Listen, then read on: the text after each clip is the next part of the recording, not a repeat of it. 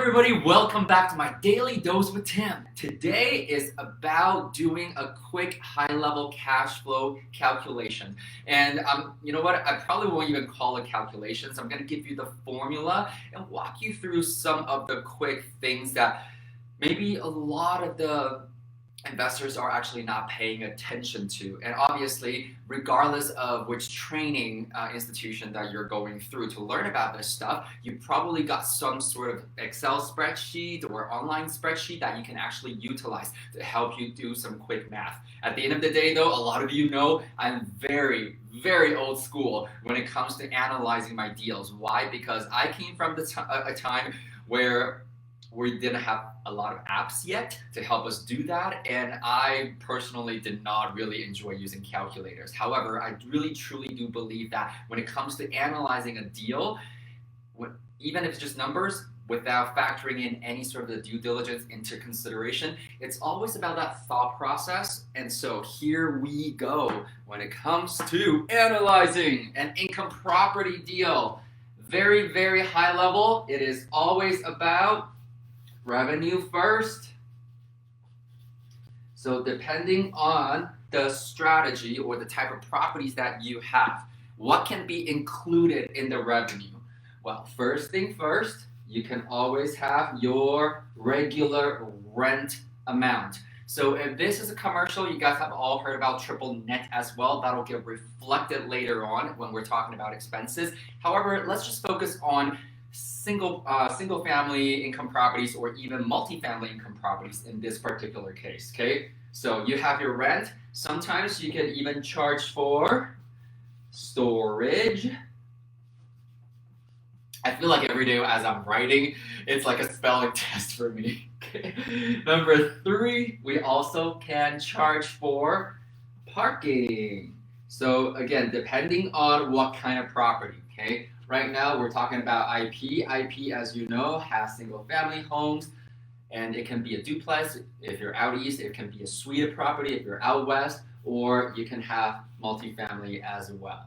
Okay, so these are usually the most popular ones. Obviously, when you start to get a little creative, you can have things like, I'm gonna say, billboards or advertising dollars, incomes. Let's say if you actually have a property that has enough frontage that actually takes up space, or you have basically just one side of the building, you got a plain space where people can actually slap on a billboard up there, or you can allow people to put posters up, whatever the case may be, as long as you are checking with your city bylaws to see if you can do that. Yes, you are entitled. Yes, you do own the property. However, there are municipalities that will still not allow you to do something like that. So if this is a potential income stream for you, make sure you do check with the city bylaws first and foremost, okay? And some of you guys, cell phone towers, for example, and they don't always have to be those giant ones, right? They could be the little guys that sit on top of the roof.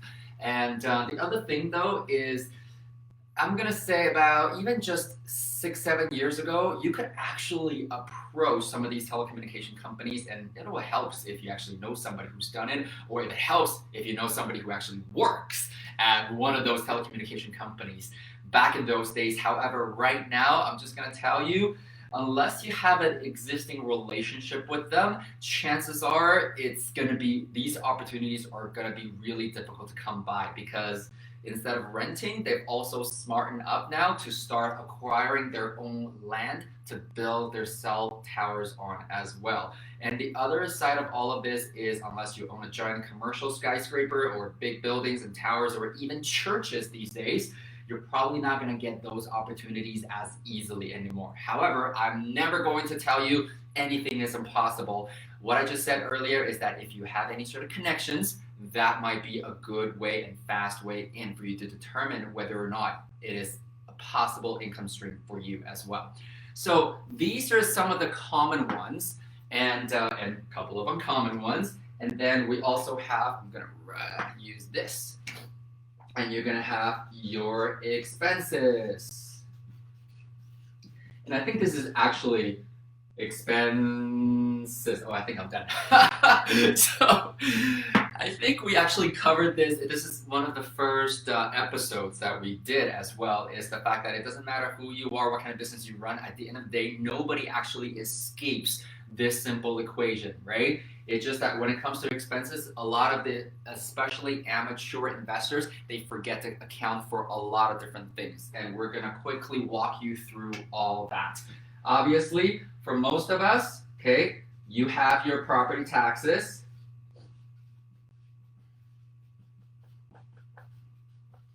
And then you have your insurance.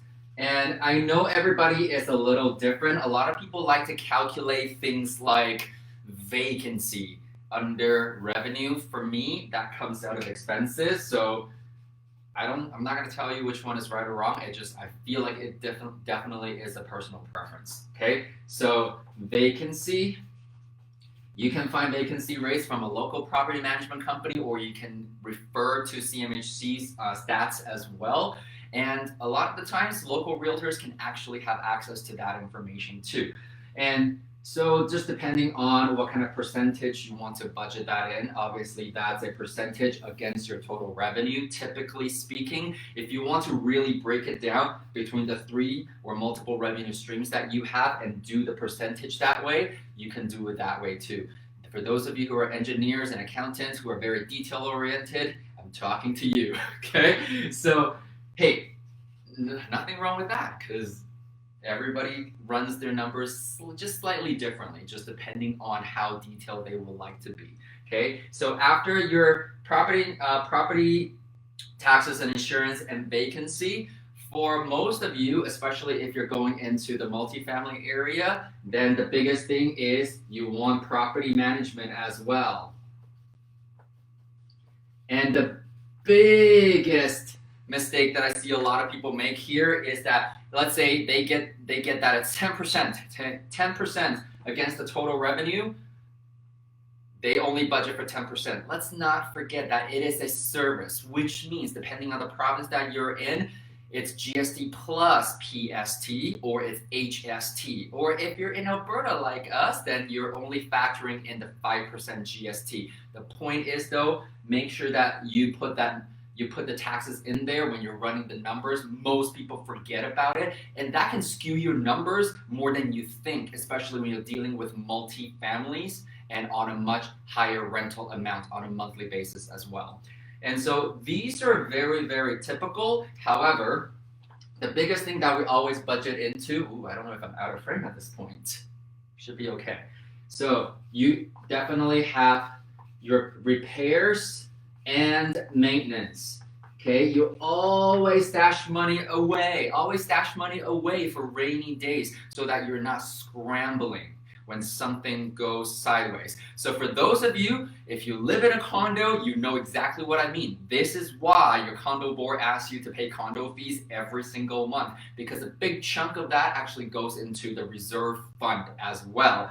And so if you look at it from that perspective, okay, your repairs and maintenance includes all of that, and sometimes the insurance portion of that too. However, in this particular case, us being the investors, you definitely want to make sure that you have your repairs and maintenance. You can do 5%, 5%, 3%, 3%, or even a little bit higher, depending on the condition of the building, the age of the building. And this is why, though, I'm just gonna put it out there, a lot of the times when we're saying it's property first, they're always buying distress, meaning that you get the chance to actually do some initial work. So depending on your access to capital and resources, our personal preference is that if we are able to actually add value to it and update a few things that need to be updated right from the get-go, that will also allow us to budget, instead of 5%, maybe 4% on repairs and maintenance. Because let's say the major items are already updated, like the windows, like the flooring, like the carpet, like the common areas, the doors,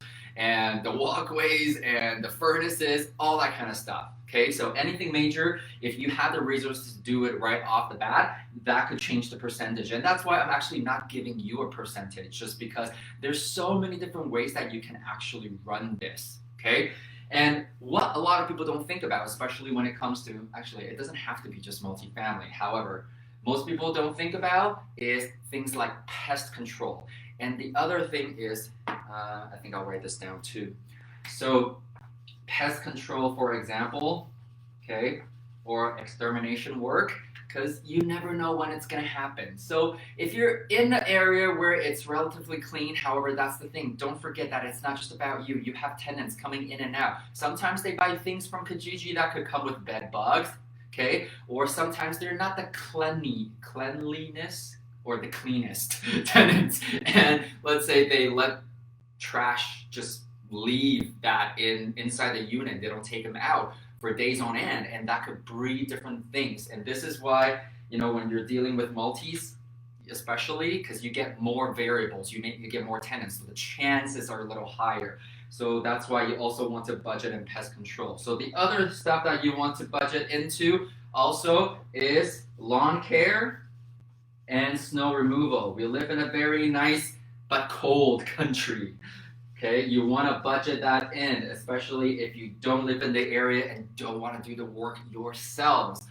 So those two definitely, they're not always primary in the sense that sometimes you can actually make deals with a tenant on site as well. So they could be your on-site caretaker. And I know some of you guys are actually thinking about, well, if I actually buy a 10-plex, for example, I'll move in there, live in one of them, and then the other 9 units are going to be making money for me. And you'll do some of the work yourself. That's totally fine, okay?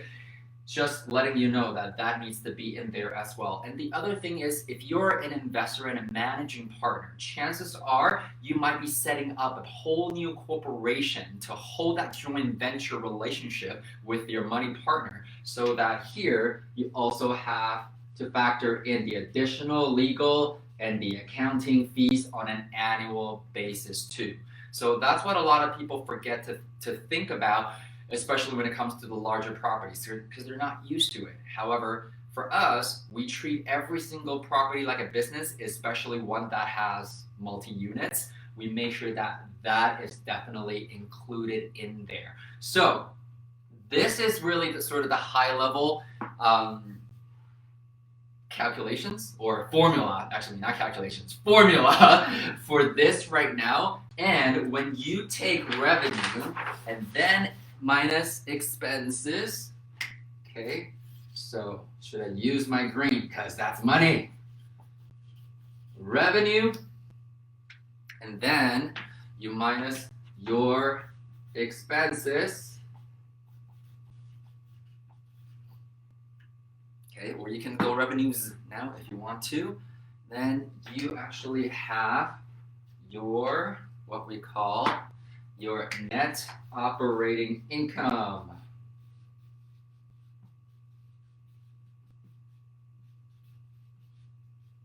Or, as a lot of us would call it, NOI.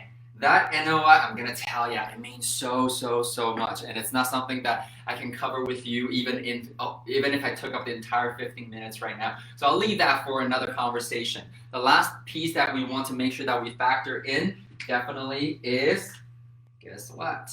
If you didn't have millions and millions of dollars in your bank account at all times, and I hope you don't, because a smart investor makes sure that their money's constantly working for them, okay? There's no lazy money allowed lying around. So you are going to factor in your debt servicing.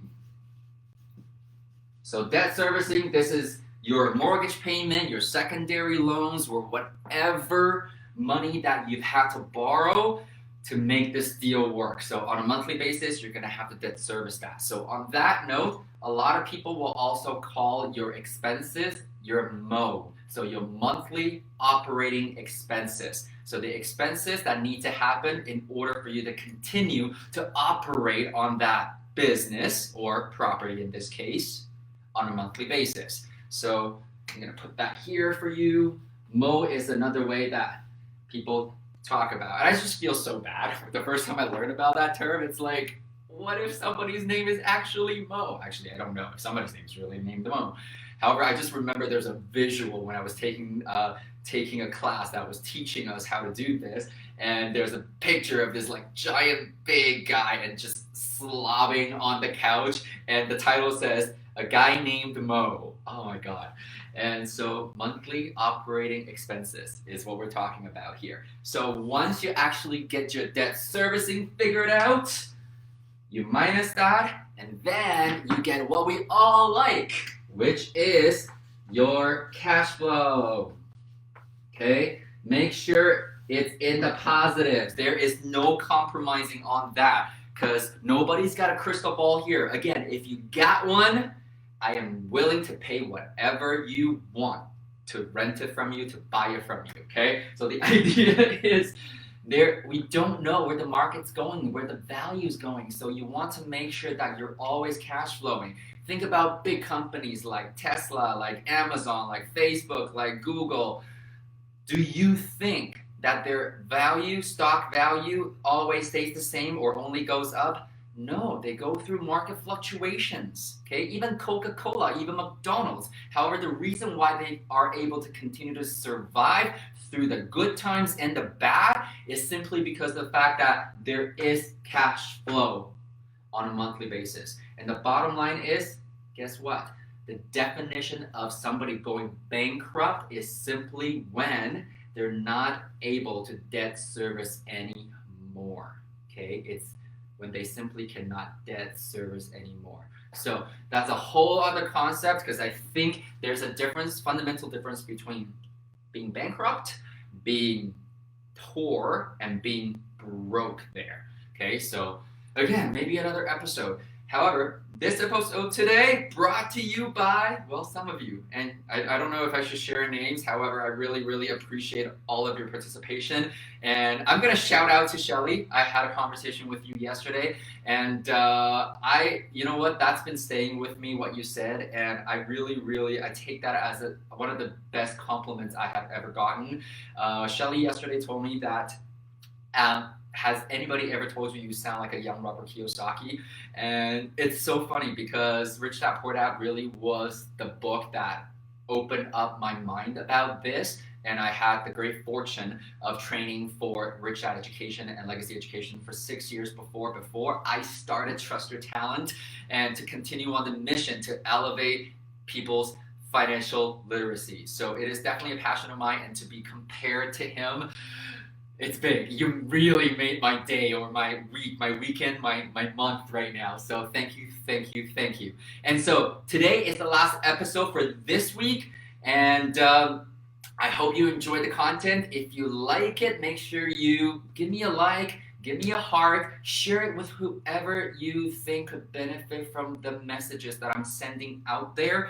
And please invite them, help me grow the page as well so that you can keep on getting access to these videos and the notifications. I'm only going to put out things that I think will add value to people's lives on this page. On my personal account, I'll share a little bit more about my life with you guys, because very transparent guy, and at the end of the day, I really just want everybody to understand that I really started out as nothing special other than the fact that I had 3 minor heart attacks, a depression, and 5 autoimmune disorders under my belt. However, that became my drive to really create a different life.